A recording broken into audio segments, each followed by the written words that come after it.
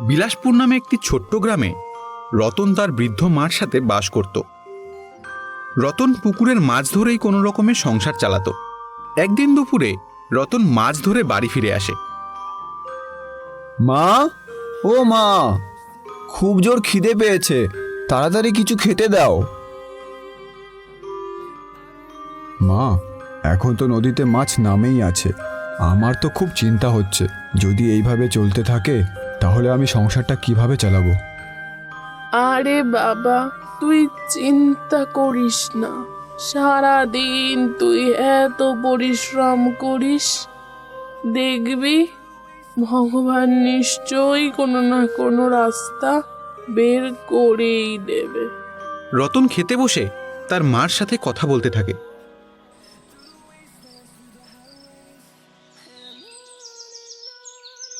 পরের দিন সকালে রতন মাছ ধরতে নদীর দিকেই যাচ্ছিল।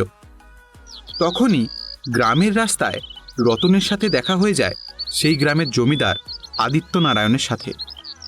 কি ভাই রতন, সকাল সকাল কোথায় চললে? এই তো জমিদার বাবু, ওই নদীর দিকে যাচ্ছিলাম মাছ ধরতে। আপনি তো জানেনই, ওই মাছ ধরেই আমার সংসার চলে। তাহলে ভাই রতন, তুমি আমার একটা কাজ করে দাও। আগামী বুধবার আমার বাড়িতে একটা অনুষ্ঠান আছে। তুমি আমার জন্য বেশ বড় সাইজের 4টে কাতলা মাছ এনে দিও। ঠিক আছে বাবু, আমি বুধবার দিন সকাল সকাল আপনার বাড়িতে 4টে বড় সাইজের কাতলা মাছ দিয়ে আসবো। আপনি কোনো চিন্তা করবেন না। থেকে চলে যায়। অনুষ্ঠানের দিন সকালে রতন বেশ বড় সাইজের 4টে কাতলা মাছ নিয়ে উপস্থিত হয় জমিদার আদিত্য নারায়ণের বাড়িতে। আরে রতন, এসো এসো, নিয়ে এসেছো? হ্যাঁ জমিদার বাবু, এই নিন কাতলা মাছ। বাহ বাহ বাহ, বেশ বেশ। এই কে আছিস, মাছগুলো নিয়ে যা। বাবু, কিছু যদি মনে না করেন তাহলে একটা কথা বলি। হ্যাঁ হ্যাঁ, বলো বলো। জমিদার বাবু, আপনি তো জানেনই আমার বাড়ির অবস্থা। এইভাবে মাছ ধরে আর সংসার চালাতে পারছি না। আমার বাড়িতে বৃদ্ধা মা রয়েছে। এই বয়সে যদি তাকে দুবেলা দুমুঠো না খেতে দিতে পারি তাহলে সে আর বেশি দিন বাঁচবে না। তাই আপনি যদি আমাকে কিছু টাকা ধার দিতেন তবে আমি আমার মাকে কদিন ভালো মন্দ খাওয়াতে পারতাম। ঠিক আছে ঠিক আছে, তুমি একটা কাজ করো, তুমি কাল সকালে এসো। আচ্ছা ঠিক আছে জমিদার বাবু।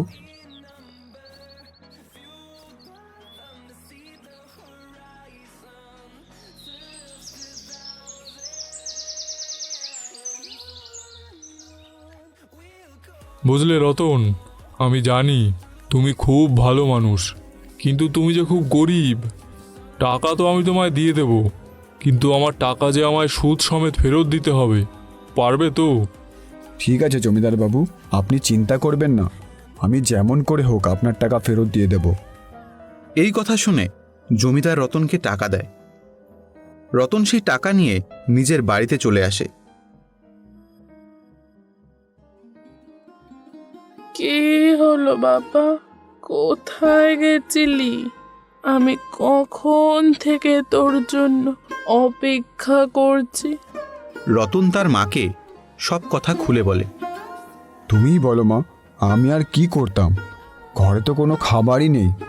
এই জন্যই তো আমি জমিদার বাবুর কাছ থেকে এই টাকাগুলো ধার নিয়ে আসলাম। এখন আমি এই টাকা দিয়ে তোমার জন্য কিছু খাবার নিয়ে আসবো। বাবু, আজ যদি তোর বাবা বেঁচে থাকতো তাহলে আমাদের এই দুর্দিন আর দেখতে হতো না। তোর বাবা এই গ্রামে চপ বানিয়ে বিক্রি করত। পুরো গ্রামে ওনার মতো চপ আর কেউ বানাতে পারতো না। সত্যি মা, বাবা এত ভালো চপ বানাতো? বাবু, তুই একটা কাজ কর, যেই টাকাটা নিয়েছিস সেই টাকা দিয়ে তুই চপ বানানোর সব জিনিসপত্র কিনে নিয়ে আর চপ বানিয়ে বাজারে গিয়ে বিক্রি কর। চপ বিক্রি করে তুই যা টাকা পাবি সেখান থেকে তুই জমিদার বাবুর টাকা শোধ করে দিবি। হ্যাঁ মা, তুমি ঠিক বলেছ, আমি এই রকমই করব। তুমি দেখবে মা, আমি খুব মন দিয়ে চপ বানাবো আর বাবার মতো পুরো গ্রাম আমাকে চিনবে। রতন তার মায়ের কথা মতো বাজার থেকে সমস্ত জিনিসপত্র কিনে নিয়ে আসে। তারপর রতন চপ বানাতে শুরু করে। রতনের মাও তাকে সাহায্য করে। কিছু সময়ের মধ্যেই তারা চপ বানিয়ে প্রস্তুত করে ফেলে। মা দেখো কতগুলো চপ হয়েছে। আচ্ছা মা, আমি তাহলে এগুলো নিয়ে বাজারের দিকে যাই। হ্যাঁ বাবা, যা। তারপর রতন ঝুড়ি ভরে চপ নিয়ে বাজারে যায়। আর বাজারে এসে সে চপ নিয়ে দাঁড়িয়ে পড়ে আর জোরে জোরে আওয়াজ দিতে থাকে। আমার প্রিয় গ্রামবাসী, গরম গরম চপ খেতে হলে চলে আসো আমার কাছে। গ্রামের কটা লোক রতনের আওয়াজ শুনে তার কাছে ছুটে আসে। আরে রতন, তুই আবার চপ বিক্রি করছিস নাকি? তুই পারিস চপ বানাতে? তুই তো সারাদিন ও নদীতে মাছ ধরে বেড়াতিস। এই চপের ব্যবসা শুরু করলি কবে থেকে? আরে ঠিক আছে ঠিক আছে, আগে রতনের চপ খেয়ে তো দেখি কেমন বানায় চপ। দে তো ভাই রতন, আমাদের চপ দে দেখি। হ্যাঁ হ্যাঁ, এখনই দিচ্ছি। খেয়ে বলুন তো কেমন হয়েছে আমার এই চপ। আরে আরে রতন, এটা তুই কি বানিয়েছিস? ইস, কিছু দিয়েছিস এর ভেতরে? নাকি খালি লবণ আর লঙ্কার গুঁড়ো দিয়ে বানিয়েছিস? পুরো মুখের স্বাদটাই আমার নষ্ট করে দিলি রে। ঠিক তখনই পাশের একটি চপের দোকান থেকে কালু জোরে জোরে আওয়াজ দিতে থাকে। আরে ভাই এখানে এসো, একদম গরম গরম চপ খেয়ে যাও, গরম গরম। কোথায় তোমরা ওই রতনের বেকার চপ খাচ্ছ? আমার কাছে এসো আর একদম সুস্বাদু চপ খেয়ে যাও। এসো এসো। কালুর আওয়াজ শুনে ওই দুজন গ্রামবাসীরা রতনের দোকান থেকে চলে যায় কালুর দোকানে। আর রতন এটা দেখে খুবই দুঃখ পায়। তারপর সে বাড়িতে চলে আসে।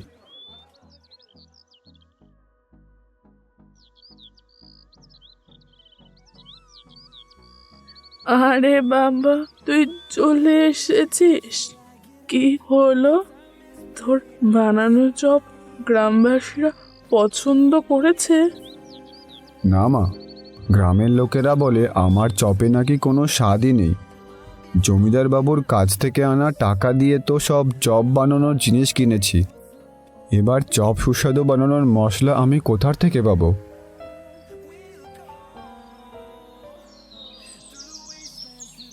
পরের দিন সকালে জমিদারবাবু তার একজন লেঠেল নিয়ে এসে হাজির হয় রতনের বাড়িতে। রতন, এই রতন, কোথায় আছো? বাইরে এসো। আমার টাকাটা তো নিয়েছো সেই কবে, সেটা তো শোধ করতে হবে। নাকি টাকাটা হজম করে নেওয়ার ফোন দিয়ে এঁটেছো? তখন রতন আর তার মা বাইরে বেরিয়ে আসে। আমাকে আপনি ক্ষমা করে দিন জমিদার বাবু, আমি খুব তাড়াতাড়ি আপনার সব টাকা শোধ করে দেব। দেখো রতন, এসব আমি বুঝি না। আমার টাকা আমাকে সুদে আসলে ফিরিয়ে দিতে হবে। আর যদি না দিতে পারো তবে কিন্তু তোমার বাড়িটা আমি আমার দখলে নিয়ে নেব।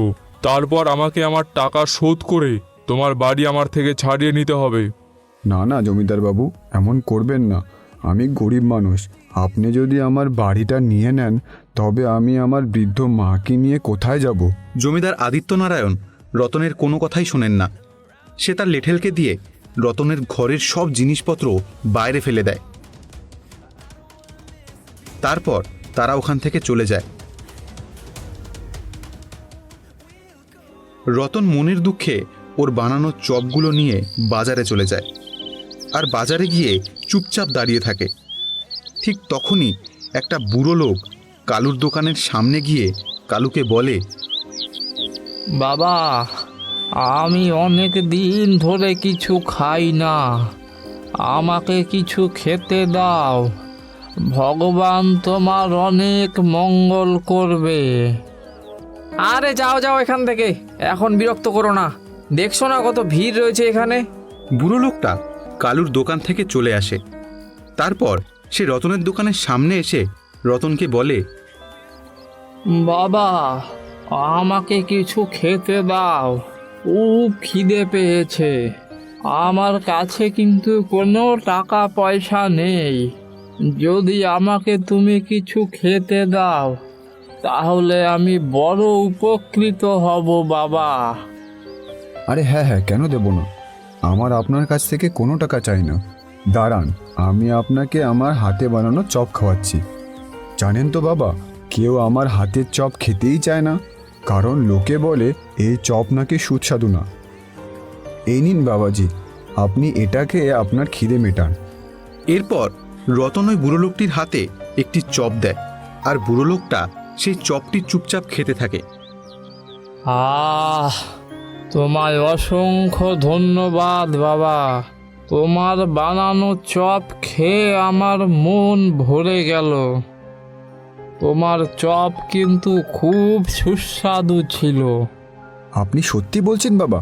আমার চপ সত্যি সুস্বাদু ছিল? আরে হ্যাঁ বাবা, আমি সত্যি কথাই বলছি। যদি তোমার বিশ্বাস না হয় তাহলে তুমি একটা খেয়ে দেখো। সত্যি তো বাবাজি, এটা তো খুবই সুস্বাদু। কিন্তু বাবাজি, আমি তো চপে কিছুই মেশাইনি যাতে আমার চপ এত সুস্বাদু হবে। তাহলে এটা কি করে হলো বাবাজি? এই সব তোমার ভালো মন আর সততার জন্যই হয়েছে। তুমি নিজে এত সমস্যার মধ্যে থাকা সত্ত্বেও আমাকে সাহায্য করলে। এই গ্রামের সমস্ত লোকেদের যেন তোমার চপ সব থেকে ভালো লাগে, সেই জন্যে আমি তোমাকে একটা জাদুর মশলা দিচ্ছি। তুমি যখনই চপ বানাবে তারপর ওই চপের ওপর এই মশলাটা ছিটিয়ে দেবে। তারপর দেখবে তোমার বানানো ওই চপ পুরো গ্রামবাসীরা চেটেপুটে খাবে। কিন্তু হ্যাঁ বাবা, একটা কথা মাথায় রাখবে, যখনই এই মশলা কোনো লোভী মানুষের হাতে পড়বে তখনই কিন্তু এই মশলা তার উল্টো কাজ শুরু করে দেবে। আপনাকে অসংখ্য ধন্যবাদ বাবাজি, আমি আপনার এই কথা সবসময় মাথায় রাখবো। ওই বুড়ো লোকটা ওই সব কথা বলে সেখান থেকে উধাও হয়ে যায়। তারপর রতন তার বাড়ি ফিরে যায়। বাড়িতে গিয়ে সে তার মাকে সব কথা খুলে বলে। রতনের সব কথা শুনে তার মা খুব খুশি হয়ে যায়, আর তারা দুজনে মিলে আবার নতুন করে চপ বানাতে শুরু করে। চপ বানানো হয়ে গেলে রতন সেই বুড়ো বাবার দেওয়া মশলাটা চপের ওপর ছড়িয়ে দেয়, আর চপ নিয়ে পৌঁছে যায় বাজারে। আর বাজারে পৌঁছতেই সেই চপের গন্ধে কিছু গ্রামের লোকজন রতনের কাছে দৌড়ে আসে।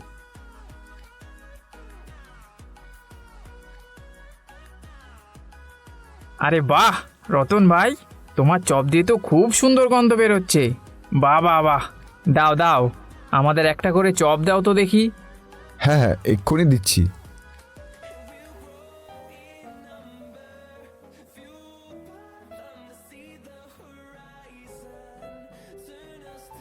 আরে বাহ, কি সুন্দর হয়েছে তোমার চপটা। এত সুন্দর চপ তো আমি কোনোদিনও খাইনি ভাই। সত্যি ভাই রতন, খুব সুন্দর হয়েছে। তুমি আমার বাড়ির জন্য বরং 6টা চপ দিয়ে দাও। কিছু সময়ের মধ্যেই পুরো বাজারে রতনের চপের গন্ধ ছড়িয়ে পড়ে, আর ধীরে ধীরে রতনের দোকানের সামনেও ভিড় হয়ে যায়। রতনের সব চপ বিক্রি হয়ে যায়। এভাবেই রতন রোজ চপ বানায় আর ওপর দিয়ে সেই জাদুই মশলা ছিটিয়ে দেয়। রতনের তৈরি চপের নাম ডাক পুরো গ্রামে ছড়িয়ে পড়ে। এভাবেই চলতে থাকে বেশ কিছুদিন। রতনের এইরকম বিক্রি দেখে তার পাশের চপের দোকানদার কালুর খুব হিংসে হয়। একদিন কালু লুকিয়ে লুকিয়ে দেখে রতন তার চপে কি একটা মশলা ছিটাচ্ছে। এই দেখে কালু মনে মনে ভাবে, এই মশলার জন্যেই মনে হয় রতনের চপগুলো এত ভালো চলে। ওই মশলাটা যদি আমি হাতিয়ে নিতে পারি তবে আমার দোকানও খুব ভালো চলবে। একদিন রতন দোকান ছেড়ে জল আনতে যায়, আর সেই সুযোগে কালু রতনের দোকান থেকে মশলাটা চুরি করে নিয়ে যায়। এইবার দেখ রতন, আমার চপের দোকান কেমন চলে। কালু তার চপের ওপর ওই জাদুই মশলাটা ছিটিয়ে দেয়, আর ঠিক তখনই দুজন লোক কালুর দোকানের সামনে আসে। আরে ভাই কালু, একটা চপ দাও তো দেখি, খুব খিদে পেয়েছে, একটু তাড়াতাড়ি দিও। হ্যাঁ ভাই, এই নাও। কালুর চপ খেতেই লোকগুলোর গলা জ্বলতে শুরু করে। আরে ভাই, এটা কি খাওয়ালে? জল জল দাও, জল দাও, গলা জ্বলছে, জল দাও আমাকে। উফ, আর পারছি না, জল দাও। এই রকম চেঁচামেচি দেখে কালুর দোকানের সামনে লোকজন জড়ো হয়ে যায়।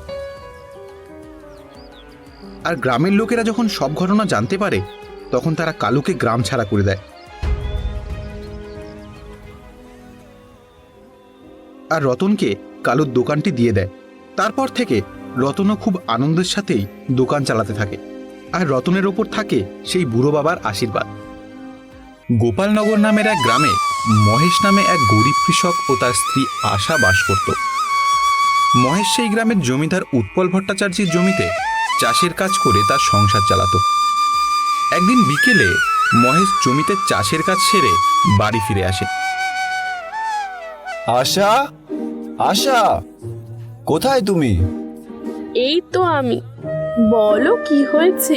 এত জোরে জোরে ডাকছো কেন? বুঝলে আশা, আমার খুব জোর খিদে পেয়ে গেছে। তাড়াতাড়ি আমাকে কিছু খেতে দাও।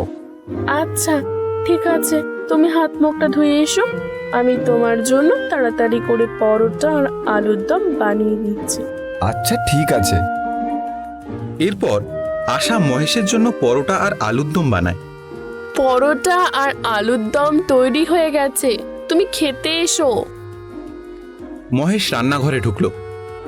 আর রান্নাঘরে ঢোকার পরেই মহেশের নাকে সেই পরোটা আর আলুর দমের সুগন্ধ পৌঁছল। আহ, খুব সুন্দর গন্ধ বের হয়েছে। এই বলে মহেশ খেতে বসে পড়ে। আর খেতে খেতে বলে, সত্যি আশা, তোমার হাতে জাদু আছে। কি যে বলো না তুমি। সত্যি বলছি গো, যে তোমার হাতের বানানো পরোটা আর আলুর দম খাবে সে কোনোদিনও এই খাবারের স্বাদ ভুলতে পারবে না। তাই বুঝি? হ্যাঁ গো। এভাবেই কেটে যেতে থাকে বেশ কিছুদিন।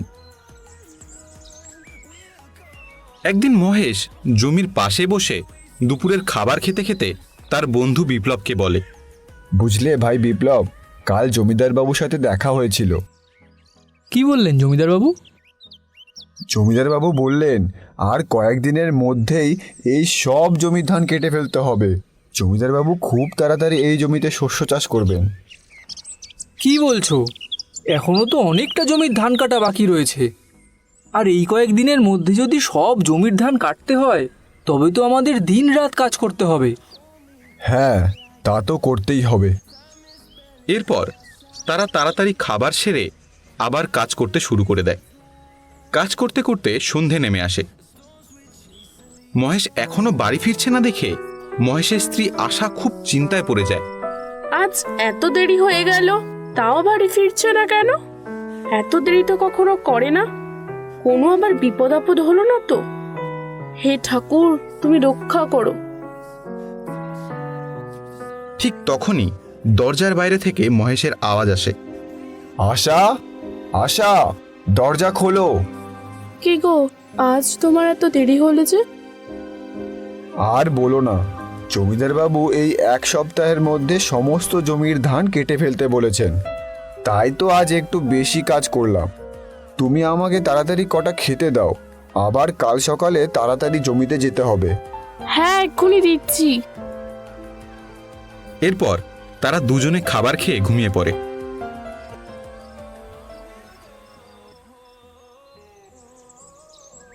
যাক, অবশেষে সব ধান কাটা শেষ হলো।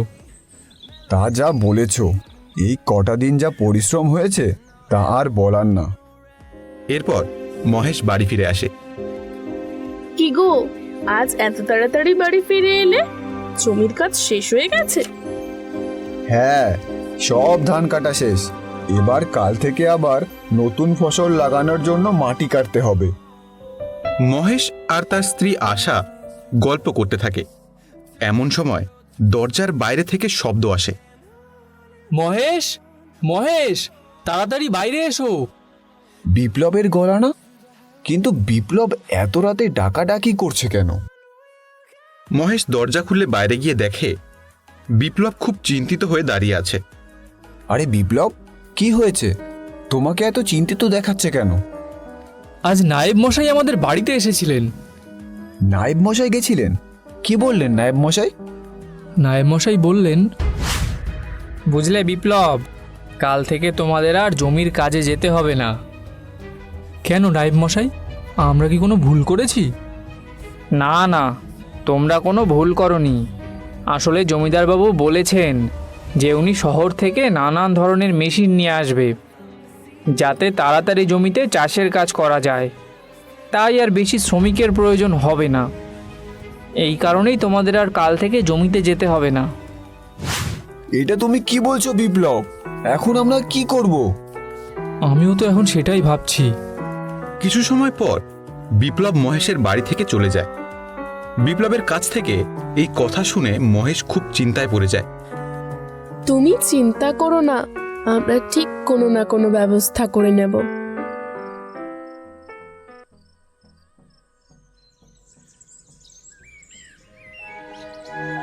পরের দিন আশা রান্না করতে করতে হঠাৎ তার মাথায় একটা বুদ্ধি আসে। সে তাড়াতাড়ি ঘরে গিয়ে মহেশকে বলে, আচ্ছা, আমরা একটা কাজ করতে পারি তো। তুমি আজ বিকেলে দোকান থেকে ময়দা, তেল, আলু, মশলা এই সব কিনে নিয়ে এসো। আমি এগুলো দিয়ে পরোটা আর আলুর দম বানিয়ে দিই। তুমি সেগুলো গ্রামে নিয়ে বিক্রি করো। এটা তো তুমি ভালোই বলেছো। আমি আজ বিকেলে সব বাজার করে আনবো। সেদিন বিকেলে মহেশ একটি মুদি দোকান থেকে ময়দা, তেল আর মশলা কিনে বাজারে যায়। সেখান থেকে সে আলু কিনে বাড়ি ফিরে আসে।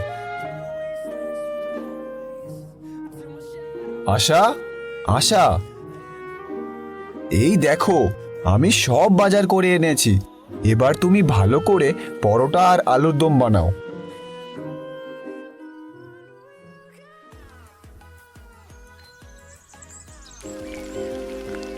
পরের দিন সকালে আশা পরোটা আর আলুর দম বানায়। আশার পরোটা বানানো হয়ে গেলে মহেশ সেই পরোটা আর আলুর দম নিয়ে গ্রামের দিকে যায়। আর গ্রামে ঘুরে ঘুরে মহেশ পরোটা বিক্রি করতে থাকে। দাও তো ভাই, আমাকে দুটো পরোটা দাও। হ্যাঁ দাদা, এখনই দিচ্ছি। এই নিন। এভাবেই একে একে মহেশের সব পরোটা বিক্রি হয়ে যায়। এরপর মহেশ খুশি মনে বাড়ির দিকে রওনা দেয়। বাড়িতে পৌঁছে মহেশ তার স্ত্রীকে বলে, বুঝলে আশা, আজ সব পরোটা বিক্রি হয়ে গেছে। গ্রামবাসীরা খুব ভালো খেয়েছে তোমার হাতের পরোটা আর আলুর দম। এভাবেই মহেশের স্ত্রী রোজ পরোটা বানায় আর মহেশ গ্রামে ঘুরে ঘুরে বিক্রি করে। ধীরে ধীরে মহেশের পরোটা আর আলুর দমের নাম সারা গ্রামে ছড়িয়ে পড়ে। এভাবেই কেটে যায় কয়েক মাস। এবার মহেশ একটি দোকান খোলে। গ্রামের বাজারের পুরনো পরোটা বিক্রেতা কালু মনে মনে ভাবে, ব্যাপারটা কি? কয়েকদিন ধরে দেখছি যে আমার দোকানে খদ্দের আসা প্রায় বন্ধ হয়ে গেছে। তাহলে কি গ্রামবাসীরা পরোটা খাওয়া ছেড়ে দিল? কালু বসে বসে এইসব কথাই ভাবতে থাকে।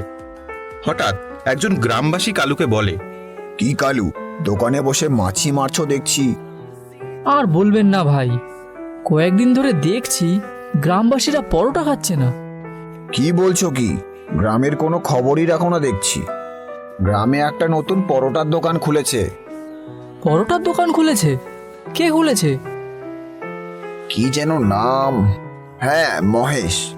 সে কি দারুণ স্বাদ তার পরোটায়, একবার খেলে পুরো মুখে লেগে থাকে। এই বলে ওই লোকটি ওখান থেকে চলে যায়।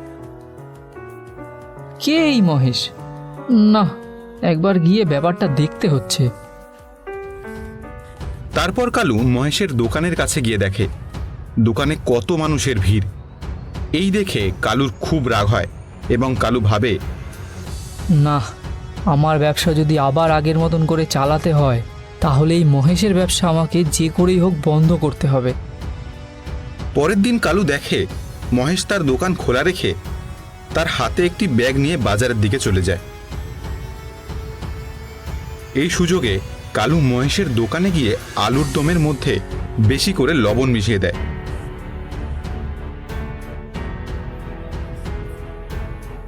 এরপর মহেশ বাজার থেকে ফিরে এসে পরোটা বিক্রি করতে শুরু করে।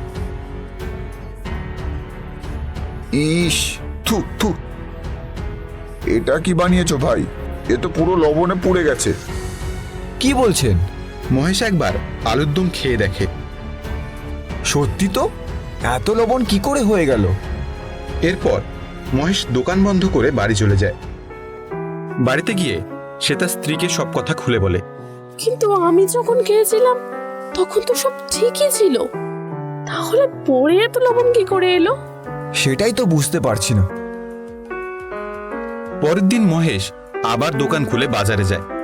সেই সুযোগে কালু আবার আসে, কিন্তু এবার সে লবণ নয় লঙ্কার গুঁড়ো মিশিয়ে দেয় আলুর দমে।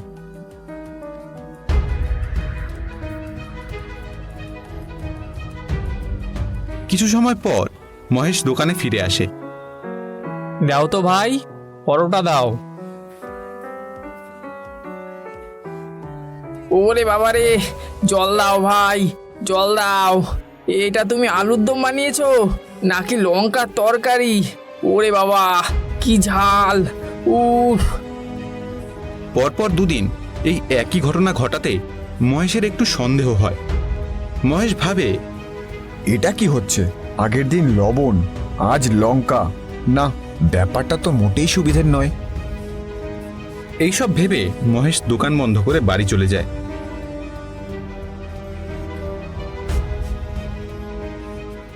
পরের দিন সকালে মহেশ আবার দোকান খোলে এবং বাজারের ব্যাগ নিয়ে দোকান থেকে বেরিয়ে পড়ে। এবং সে একটু দূর থেকে সে লুকিয়ে লুকিয়ে দেখে কালু এসে তার দোকানে ঢুকছে আর আলুর দমের মধ্যে লবণ মেশাচ্ছে। এই দেখে মহেশ তাড়াতাড়ি গিয়ে কালুকে হাতে নাতে ধরে। মহেশকে দেখে কালু ঘাবড়ে যায়। তাহলে তুমিই সে যে আমার তরকারি প্রতিদিন নষ্ট করছো? তুমি এমনটা কেন করছিলে বলো, নইলে কিন্তু তোমাকে আমি পুলিশে দেব। পুলিশের কথা শুনে কালু ভয় পেয়ে যায় এবং বলে, আমাকে তুমি ক্ষমা করে দাও মহেশ ভাই। তোমার দোকান খোলার পর থেকেই আমার দোকানে কোনো লোক আসতো না। আমার পুরো সংসার চলতো আমার ওই দোকান থেকে। আমার বাড়িতে আমার বউ, ছেলে, মেয়ে আর আমার বৃদ্ধ বাবা রয়েছেন। যদি আমার দোকান না চলে তবে আমি কি করে ওদের খাওয়াবো? কালুর এইসব কথা শুনে মহেশের তার প্রতি খুব মায়া হয়। কেঁদো না ভাই, কেঁদো না। তুমি তাহলে কাল থেকে আমার সাথে এই দোকানে কাজ করো। দেখবে আমরা দুজন মিলে কাজ করলে অনেক টাকা উপার্জন করতে পারবো। অসংখ্য ধন্যবাদ তোমাকে মহেশ ভাই। এরপর থেকে মহেশ ও কালু তারা দুজন মিলে খুব আনন্দের সাথে দোকান চালাতে থাকে।